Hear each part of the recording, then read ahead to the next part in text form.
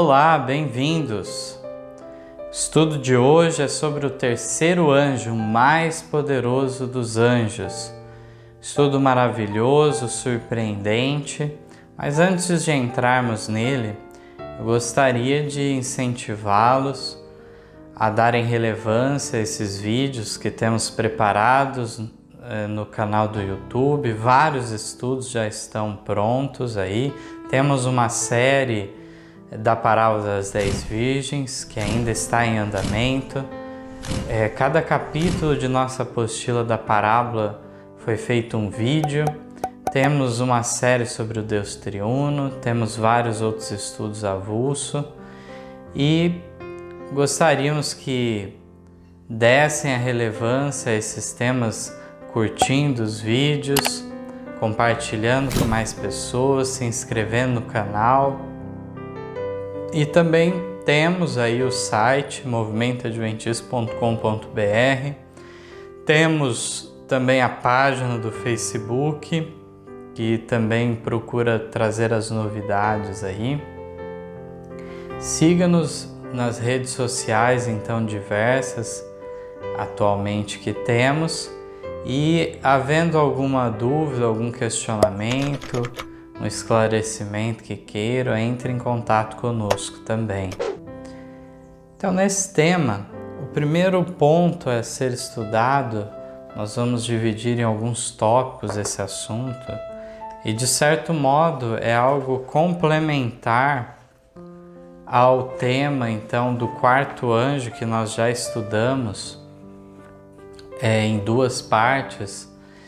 Aqui temos uma importância de colocar no devido lugar o terceiro anjo também.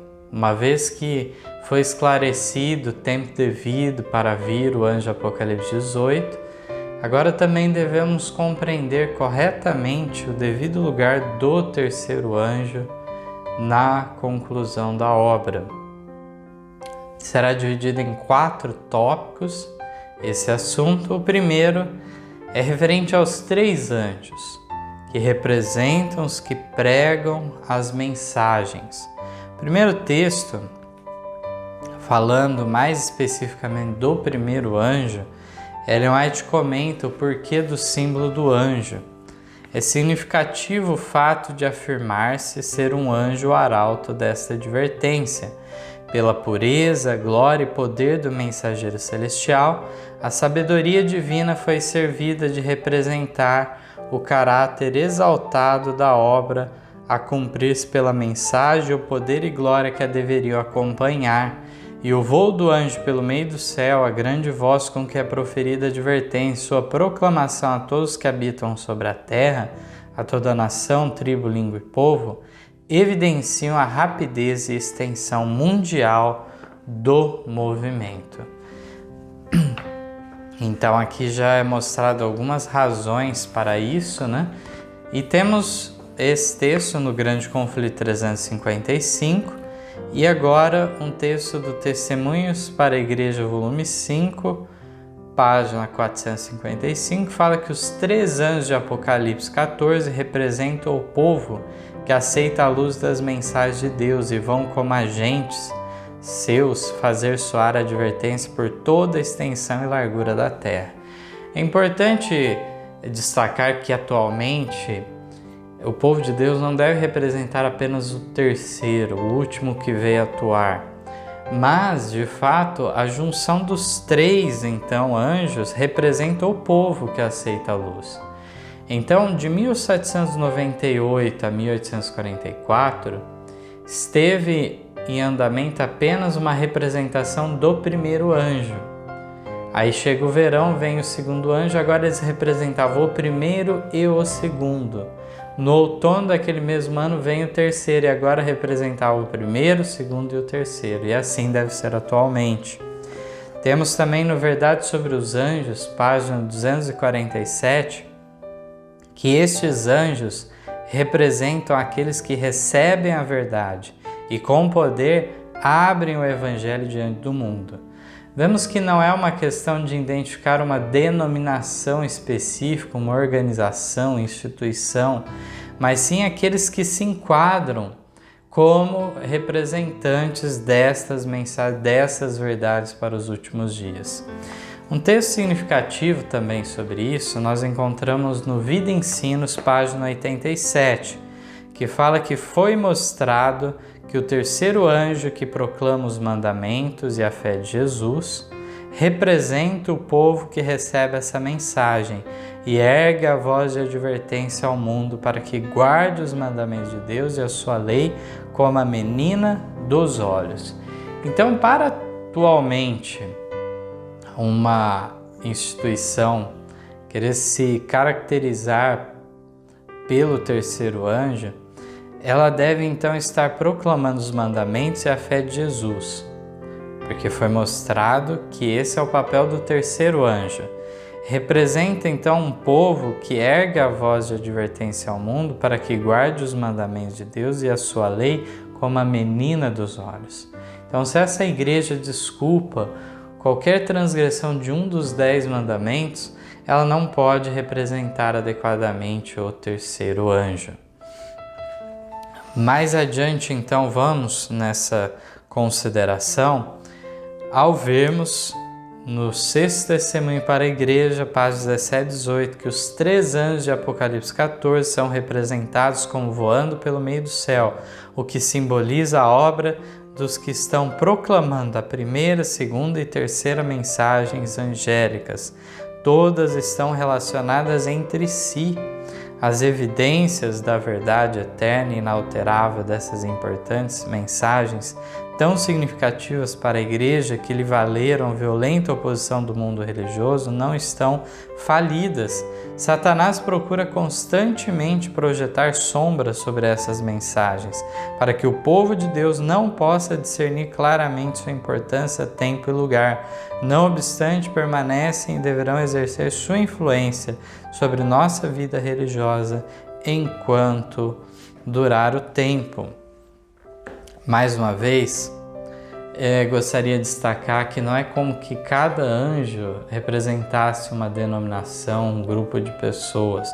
O primeiro que foi rejeitado, depois teve que vir o segundo foi rejeitado, veio o terceiro, e eventualmente o terceiro vai ser rejeitado para vir um quarto. Não, nada disso. São cumulativas. Na visão que João recebe, um anjo segue o outro, voando pelo meio do céu. E aqui vemos justamente que os 3 anjos são representados como voando pelo meio do céu, o que simboliza a obra dos que estão proclamando a primeira, segunda e terceira mensagem angélica, essa junção das 3. Mais do que isso, o texto ainda destaca o fato de Satanás procurar constantemente projetar sombras sobre essas mensagens, de modo que o povo de Deus não discina a importância, o tempo e o lugar devido dessas mensagens. Vamos mais ainda. Temos o Mensagens Escolhidas, volume 2, página 387, um texto muitas vezes utilizado também para falar desse simbolismo dos anjos.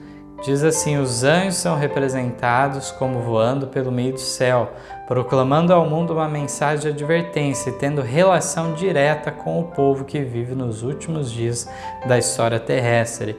Ninguém ouve a voz desses anjos, pois eles são símbolos do povo de Deus a trabalhar em harmonia com o universo celeste.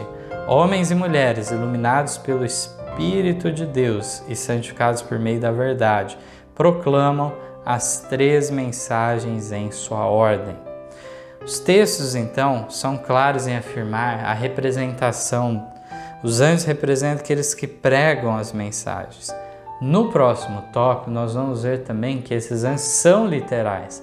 Não há algum tipo de contradição, conflito em dizer uma coisa e a outra, como muitos querem fazer pensar. Não é contraditório, mas complementares essas mensagens.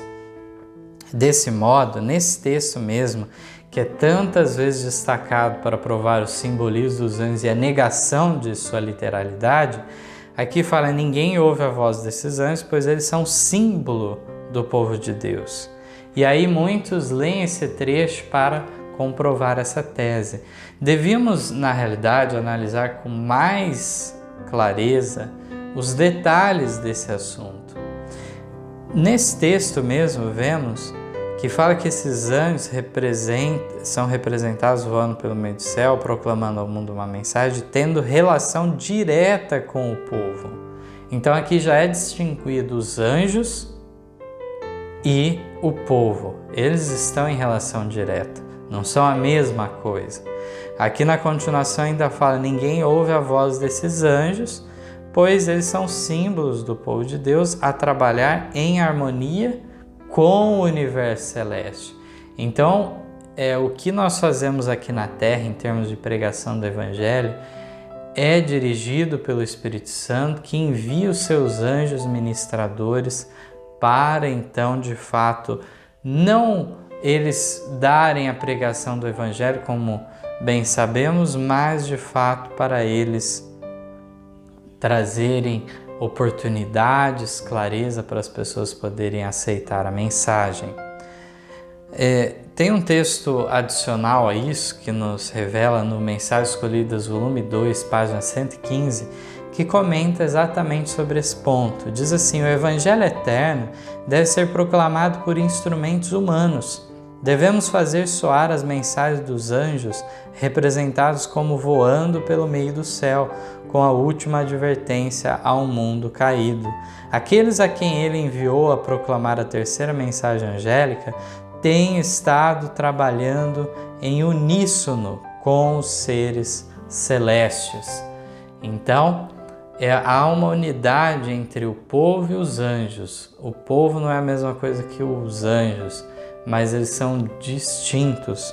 Nós vamos entrar em mais detalhes sobre isso mais adiante também no nosso estudo, mas eu gostaria de destacar ainda um outro ponto especial do que nós lemos, que é em relação a como Satanás ele quer projetar sombras sobre a devida importância, o devido tempo e o lugar de se cumprir essas mensagens, algo que Satanás tem sido bem sucedido em nossos dias muitas vezes. Um ponto que eu gostaria de comentar aqui de passagem é que o tempo do início do primeiro anjo muitas vezes é colocado com Guilherme Miller em 1831 ou até mesmo 1833. No entanto, o Espírito de Profecia é claro em dizer que não é esse o tempo, mas sim 1798, no início do tempo do fim, tendo diversos pregadores ao redor do mundo realizando essa obra. Então, os irmãos consultem Testemunho para Ministros, página 115, esclarece em relação a isso, e também Grande Conflito, páginas 355 e 356. Preferencialmente, ler o capítulo inteiro, capítulo 20, Um Grande Movimento Mundial, é muito autoexplicativo em relação ao devido tempo para o início do primeiro anjo de sua obra. Mas vamos então para o segundo tópico desse estudo que nós estamos tendo. Os textos a seguir vão nos esclarecer sobre o tema desse tópico 2. Os três anjos são literais. Primeiro texto, Primeiros Escritos, 245, 246, falando do primeiro anjo, diz assim: foi mostrado o interesse que todo o céu havia tomado na obra em processamento na terra. Jesus comissionou um poderoso anjo para que descesse e advertisse os habitantes da terra de que se preparassem para o seu segundo aparecimento. Ao deixar o anjo a presença de Jesus no céu, uma luz excessivamente brilhante e gloriosa ia diante dele. Foi-me dito que sua missão era iluminar a terra com sua glória e advertir o homem com respeito à iminente ira de Deus. Multidões receberam a luz, alguns desses pareciam estar muito solenizados, enquanto outros se mostravam jubilosos e arrebatados. Todos que haviam recebido a luz voltavam as faces para o céu e glorificavam a Deus. Embora a luz fosse derramada sobre todos, alguns meramente viam sob sua influência, mas não a recebiam de coração. Muitos se encheram de grande ira. Pastores e povo uniram-se com a ralé e obstinadamente resistiram à luz derramada pelo poderoso anjo. Mas todos os que a receberam afastaram-se do mundo e se uniram intimamente uns com os outros. Então esse texto deixa claro vários pontos, mostra o primeiro anjo como um poderoso anjo, na presença de Jesus, onde ele é comissionado para descer do céu à terra, e ele deixa a presença de Jesus no céu com uma luz excessivamente brilhante e gloriosa, e a missão dele é iluminar toda a terra com sua glória. Isso é claro, é um equívoco muito comum, nós analisamos de forma bem detida isso no assunto do anjo Apocalipse 18, como muitos pensam, só aquele anjo é a que ilumina toda a terra, sendo que na própria Bíblia, capítulo 14, fala dessa missão do primeiro anjo, sendo a toda tribo, língua, nação, povo e assim por diante. Vamos ver o texto seguinte também, que vem dizendo no mesmo sentido, Primeiros Escritos 247, falando do segundo anjo agora. Outro poderoso anjo foi comissionado para descer à terra. Jesus pôs em suas mãos um escrito, e ele desceu à terra e clamou: caiu, caiu Babilônia, Apocalipse 14, 8. Então vi os que sofreram o desapontamento levantarem de novo os olhos para o céu, aguardando com fé e esperança o aparecimento do seu Senhor. Também na mesma página, mais adiante, diz assim: ao unir-se o povo de Deus no clamor do segundo anjo, o exército celestial anotou com o mais profundo interesse o efeito da mensagem. Então nós vemos a distinção que é feita, lá no primeiro anjo fala daqueles que resistiam à luz derramada pelo poderoso anjo. Aqui fala então do povo de Deus se unir no clamor com o segundo anjo. Vemos a distinção então de seres humanos e os anjos celestiais. Primeiros Escritos 241 e 242 dá mais detalhes ainda sobre o segundo anjo. Então ouvi a voz de outro anjo dizendo: caiu, caiu Babilônia, Apocalipse 14, 8. Uma luz brilhou sobre os desalentados e com ardentes desejos por seu aparecimento, fixaram de novo os olhos em Jesus. Viam um número de anjos conversando com aquele que havia clamado: caiu Babilônia, e esses uniram-se com ele na exclamação: aí vem o esposo, saí-lhe ao encontro, Mateus 25, 6. As vozes musicais desses anjos pareciam chegar a toda parte. Uma luz excessivamente brilhante e gloriosa resplandecia ao redor dos que haviam estimado a luz que lhes havia sido concedida. Suas faces brilhavam com excelente glória e uniram-se aos anjos no clamor: aí vem o esposo. Ao suscitarem eles harmoniosamente o clamor entre os diferentes grupos, os que rejeitaram os empurravam e com olhares de ódio deles escarneciam e zombavam. Mas anjos de Deus convergiam suas asas sobre os perseguidos, enquanto Satanás e seus anjos procuravam lançar trevas ao redor deles a fim de levá-los a rejeitar a luz do céu.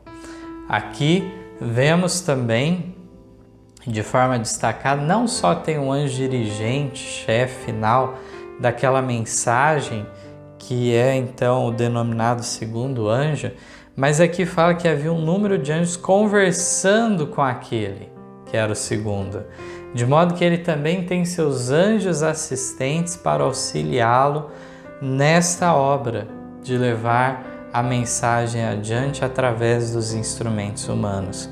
Vemos aqui também a distinção, mais uma vez, falando daqueles que aceitavam e suas faces brilhavam com excelente glória porque tinham aceitado a verdade. E uniram-se aos anjos do clamor: aí vem esposo, que se deu em conexão com o segundo anjo naquela época.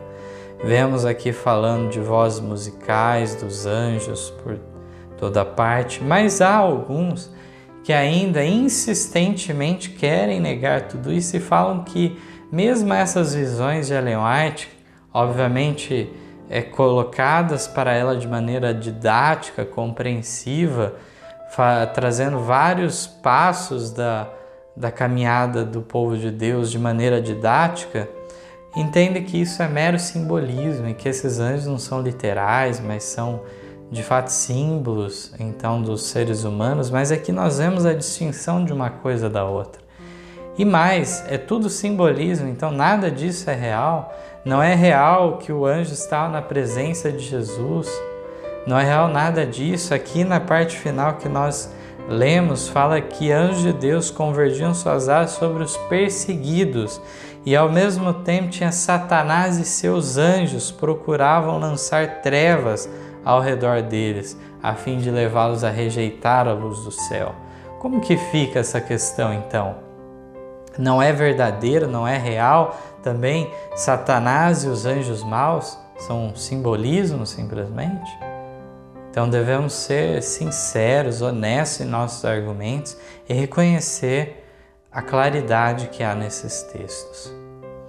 Vamos agora ver o que temos revelado em relação à literalidade do terceiro anjo. O primeiro texto está também no Primeiros Escritos, página 89. Diz que o terceiro anjo está unindo-os ou selando-os em grupos para o celeiro celestial. Na 118 diz assim: Vi então o terceiro anjo, disse meu anjo acompanhante, terrível é sua obra, tremenda a sua missão. Ele é o anjo que deve separar o trigo do joio e selar ou atar o trigo para o celeiro celestial. Essas coisas devem absorver toda a mente, a atenção toda. Aqui já vemos, em relação a esses dois textos, Primeiros Escritos 89 e 118, um papel importantíssimo do terceiro anjo também de ser um anjo que é encarregado da obra do selamento. Na parte final nós vamos falar mais sobre isso. Vamos agora para a página 254, que diz assim: encerrando-se o ministério de Jesus no lugar santo e passando ele para o lugar santíssimo, e ficando em pé diante da arca, a qual contém a lei de Deus, enviou um outro anjo poderoso com uma terceira mensagem ao mundo. Um pergaminho foi posto na mão do anjo, e descendo ele à terra com poder e majestade, proclamou uma dura advertência com a mais terrível ameaça que já foi feita ao homem. Mais uma vez vemos um anjo lá na presença de Deus. Ele então foi posto um pergaminho na mão dele. Ele é um poderoso anjo com uma terceira mensagem, a mais dura advertência de todas. A página seguinte, na 255, diz que o terceiro anjo iluminou o passado, o presente e o futuro, e eles sabem que, na verdade, Deus os tem guiado por sua misteriosa providência. Uma coisa é o anjo que traz a iluminação, outra coisa é aqueles que recebem essa luz e são guiados. Testemunhos para Ministros, página 488, um texto de 1897, diz que os anjos de Deus fazem a obra que lhes foi confiada. O terceiro anjo está retirando e purificando o povo, e esses devem mover-se unidos com ele. Mais uma vez, uma coisa é o povo, outra coisa é o anjo. O terceiro anjo tem um papel que muitas vezes alguns atribuem até para o quarto anjo, fazendo uma obra interna de reforma na igreja, o que não é real. Ellen White não fala disso. O papel do quarto anjo é um chamado àqueles que estão ainda nas igrejas caídas e no mundo, e aqui nós vemos que é o terceiro anjo que tem essa obra de purificar um povo para Deus.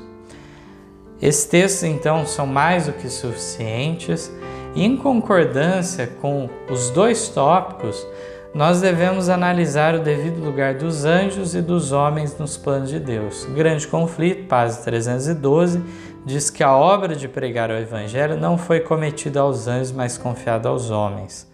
Santos anjos têm sido empregados na direção dessa obra, têm eles a seu cargo os grandes movimentos para a salvação dos homens.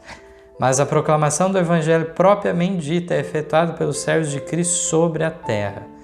Então, a direção, o encargo sobre os grandes movimentos está na mão de anjos celestiais, enquanto que é os seres humanos em si que pregam o Evangelho.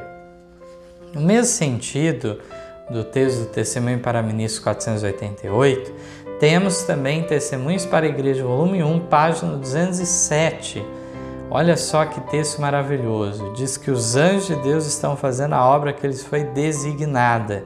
O terceiro anjo está conduzindo e purificando um povo, o qual se moverá em união com ele. Alguns vão adiante dos anjos que estão dirigindo o povo, mas acabam tendo de rever cada passo e timidamente não seguir mais rápido que os anjos dirigem. Vi que os anjos de Deus não levariam seu povo mais depressa do que pudesse compreender e agir segundo as importantes verdades que lhes são comunicadas. Desse modo, vemos a distinção aí, até mesmo daqueles que querem ir adiante dos anjos, e eles então não reconhecem a direção dos anjos sobre o povo, e eles têm que fazer o quê? Rever cada passo, retroceder e ficar em harmonia com o corpo. De modo que aí alguns querem depressa avançar, colocar as coisas fora do devido lugar, fora do devido tempo. Um texto muito importante de nós pensarmos. O terceiro tópico é um tópico aqui de maneira resumida que foi colocado, que é sobre o terceiro anjo que iluminará toda a terra. No estudo do anjo de Apocalipse 18, nós entramos em vários detalhes sobre isso. Vocês podem ver esse estudo em duas partes. Aqui, de uma maneira resumida, a gente está destacando o terceiro anjo em especial. E no Testemunhos para a Igreja, volume 5, página 383, diz que a mensagem não perde nada de sua força no voo progressivo do anjo, pois João o vê crescendo em resistência e poder até que a terra inteira seja iluminada por sua glória.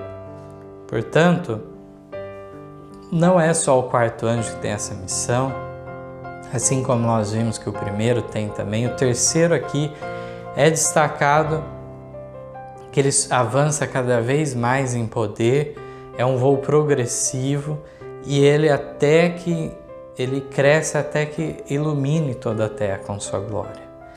Testemunhos para Ministros, página 89, fala da mensagem naquele momento, que não era a mensagem de quarto anjo em 1888, nada disso, mas sim era a mensagem do terceiro anjo. Qual a mensagem a ser dada nesse tempo? Ela pergunta. É a mensagem do terceiro anjo, mas essa luz que deve encher toda a terra de sua glória tem sido desprezada por alguns dos que pretendem crer na verdade presente. Cuidai de como a tratais. Portanto, nós vemos que a mensagem atual naquela época era a mensagem do terceiro anjo e é uma luz que deve encher a terra toda de sua glória. Isso é a atualidade nossa, como nós estudamos no tema do quarto anjo, vemos as evidências da Bíblia e do Espírito de Profecia em relação ao fato que o quarto anjo vem após o decreto dominical, quando então a mensagem se avoluma por um alto clamor. Quando o terceiro anjo estiver em alto clamor, em grande voz, aí sim é o tempo devido para aquele outro anjo vir, para somar ainda mais força. O terceiro não está fraquejando de maneira alguma, mas ele está em alto clamor. E aí o quarto anjo vem com a chuva serôdia, justamente um derramamento sem medida do Espírito Santo. Aqui temos ainda um outro ponto. Qual que era o ponto convergente em Minneapolis, 1888, justificação pela fé? E essa mensagem, Ellen White fala no Testemunhos para a Igreja, volume 6, página 19, que a mensagem da justiça de Cristo há de soar desde uma até a outra extremidade da terra, a fim de preparar o caminho ao Senhor. Esta é a glória de Deus com que será encerrada a mensagem do terceiro anjo. Então, deve ir a todo mundo essa mensagem. Ellen White confirma mais uma vez esse tópico ao dizer no Mensagem Escolhidas, volume 1, página 372, texto original da Review Herald de 1º de abril de 1890, que vários me escreveram, indagando se a mensagem da justificação pela fé é a mensagem do terceiro anjo. E tenho respondido, é a mensagem do terceiro anjo em verdade. Então não precisamos ficar em dúvida. Em 1888 veio a mensagem da justiça de Cristo, que faz parte então da mensagem do terceiro anjo. Vemos de fato que progressivamente esse anjo foi iluminando com mais verdades. Em 1844, quando ele começa a atuar, esse anjo vem com a iluminação sobre o santuário celestial, o trabalho de Cristo, no segundo compartimento que se iniciava naquele momento. Mais adiante, em seguida, vem a mensagem do sábado relacionada com a do santuário. Só em 1863 que veio o braço direito dessa mensagem do terceiro anjo, que é reforma de saúde. E em 1888, em meados daquela década, podemos dizer, Wagner Jones começa a pregar justificação pela fé, também mensagem do terceiro anjo. Essa luz começa a fazer parte do povo de Deus. Agora vamos entrar no último tópico, o quarto tópico, que é que o terceiro anjo é o responsável pela obra do selamento. Mas ao entendermos esse particular, nós na realidade vamos ser beneficiados para além disso. Ao vermos então, vamos descobrir através dos textos a seguir que o terceiro anjo de fato é o mais poderoso dos anjos. Então o primeiro texto aqui, ele deve ser complementado com o que nós já lemos, Primeiros Escritos 89 e na 118, falando desse papel, essa terrível obra do terceiro anjo, uma obra de selamento, separar o trigo do joio. Aqui no Primeiros Escritos 279, fala do encerramento dessa obra. Diz assim: foi-me indicado o tempo em que a mensagem do terceiro anjo estava para ser concluída. O poder de Deus havia repousado sobre seu povo, tinham cumprido a sua obra e encontravam-se preparados para a hora de prova à sua frente. Tinham recebido a chuva serôdia ou refrigério pela presença do Senhor e se reanimaram o vivo testemunho. A última grande advertência tinha sido soada por toda parte e havia instigado e enraivecido os habitantes da terra que não quiseram receber a mensagem. Vi anjos indo rapidamente de um lado para o outro. Um anjo com um tinteiro de escrivão ao lado voltou da terra e informou a Jesus que sua obra estava feita e os santos estavam numerados e selados. Então vi Jesus, que estivera administrando diante da arca, a qual contém os 10 mandamentos, lançar o incensário. Levantou as mãos e com grande voz disse: está feito. Vemos nesse texto que de fato há um anjo literal encarregado dessa obra do selamento. E aqui diz então, fazendo uma referência a Ezequiel 9, nitidamente aqui falando de um tinteiro de escrivão ao lado, né?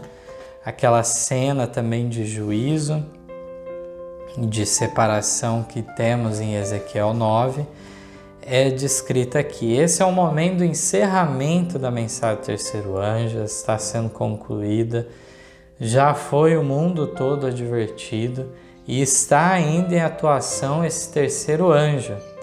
E nesse tempo, então, ao ele completar o número dos santos, os santos, todos eles, numerados e selados, eles então, uma vez que estão assim, o anjo pode voltar da terra, subir ao céu agora informando Jesus que sua obra está feita. Fiz como me mandastes.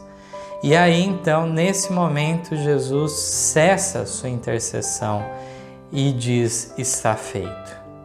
Aí sim, é o fechamento geral da porta da graça, que é relatado nesse texto, onde em seguida começa as 7 últimas pragas sobre a terra.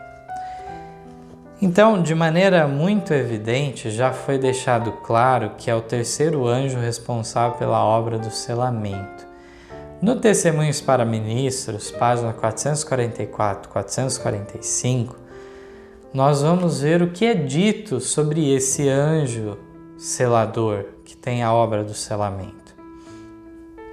Diz assim o texto: os anjos de Deus obedecem às suas ordens, controlando os ventos da terra, para que não soprem sobre a terra, nem no mar, nem nas árvores, até que os servos de Deus sejam assinalados na fronte.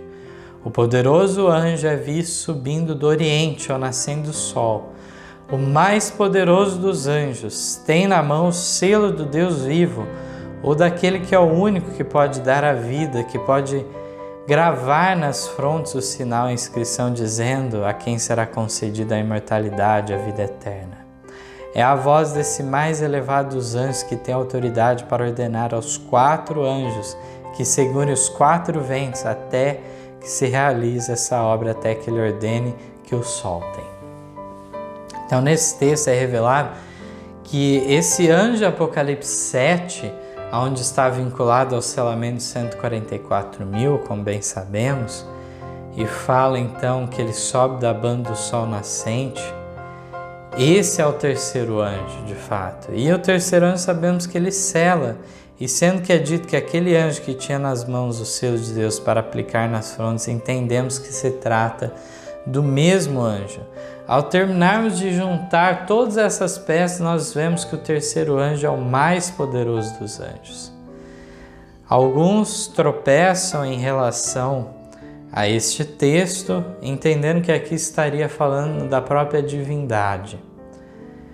De fato, aqui, o texto deve ser lido corretamente em detalhes. Aqui nitidamente está falando do anjo Apocalipse 7, que fala para os 4 anjos nos 4 ventos até segurar até que todos sejam selados. Esse poderoso anjo é visto subindo do oriente, o texto diz. O mais poderoso dos anjos tem na mão o selo Deus vivo. Quem que tem na mão isso? Quem tem essa obra? O terceiro. Portanto, o terceiro é o mais poderoso dos anjos. Na continuação, vejam só, o mais poderoso dos anjos tem na mão o selo Deus vivo, vírgula, ou daquele que é o único que pode dar a vida. Está falando que o anjo é aquele que é o único que pode dar a vida? Não. O texto está falando outra coisa, falando que ele tem na mão, o anjo tem na mão o selo do Deus vivo, que em outras palavras, o Deus vivo ou daquele que é o único que pode dar a vida. E aí na continuação ainda fala que pode gravar nas frontes o sinal, a inscrição dizendo a quem será concedido a imortalidade, a vida eterna. Então apenas Ellen White ela descreve 2 formas a questão do Deus vivo, que é justamente aquele, é o sinal que o terceiro anjo, mais poderoso dos anjos, carrega, é o sinal do Deus vivo, ou daquele que é o único que pode dar a vida. O sinal é deste. E aí vemos então que a obra, de fato, é de um anjo, ainda que dirigida, obviamente, por Deus. Temos muitas pessoas que relacionam a questão do Espírito Santo com essa obra. De fato, temos na própria Bíblia revelação em relação a um sinal da redenção que é colocado pelo Espírito Santo, que é justamente a conversão, a salvação. Isso na Bíblia é relatado. E, no entanto, aqui sabemos quando falamos deste selo, tem relação com o sábado e temos esse entendimento, então, de um selamento específico de um grupo, não apenas de salvos de todas as eras, salvos na grande multidão, mas os salvos nos 144.000. É obra do terceiro anjo separar estes. Gostaria ainda de ir mais fundo nesse ponto. Uma vez que nós entendemos já que o terceiro anjo, ele é responsável pela obra do selamento, que ele é justamente o mais poderoso dos anjos, nós teríamos uma revelação a mais em relação a isso? Sabermos o nome desse mais poderoso dos anjos? Com certeza temos. Desejar de todas as nações, na página 99, Ellen White diz assim: as palavras do anjo "Eu sou Gabriel, que assisto diante de Deus", mostram que ocupa a posição de elevada honra nas cortes celestiais. Quando viera com a mensagem para Daniel, dissera: ninguém há que se esforce comigo contra aqueles a não ser Miguel, Cristo, vosso príncipe. De Gabriel, diz o Salvador em Apocalipse, pelo seu anjo os enviou e as notificou a João, seu servo. E a João, o anjo, declarou: eu sou conservo teu e de teus irmãos, os profetas. Apocalipse 22, 9. Maravilhoso pensamento que o anjo que ocupa em honra o lugar logo abaixo do Filho de Deus é o escolhido para revelar os desígnios de Deus a homens pecadores. Então esse texto nos revela esse anjo que muitas vezes é chamado de seu anjo, aquele que assiste diante de Deus, aquele que apareceu para Daniel, apareceu para João. Este é o mais elevado dos anjos, cujo nome é Gabriel, anjo que ficou no lugar de Lúcifer. Quando ele então se apostatou, Gabriel entrou no lugar. O texto então, ao revelar isto, vemos que é o próprio Gabriel, o anjo selador, o terceiro anjo, o mais poderoso dos anjos. Maravilhosa revelação. Sabemos que na atualidade, agora remetendo para o texto do Testemunho para Ministros 488, é Gabriel, o terceiro anjo, que está retirando e purificando um povo, e esses devem mover-se unidos com ele. Deus seja louvado por essa revelação maravilhosa que temos aqui nas páginas inspiradas. Que de fato seja mantida sempre nossa crença na obra de purificação de um povo pelo terceiro anjo, e sendo assim, nos movamos de fato unidos com ele. Deus abençoe a cada um de vocês. Esse é o meu desejo de oração. Amém.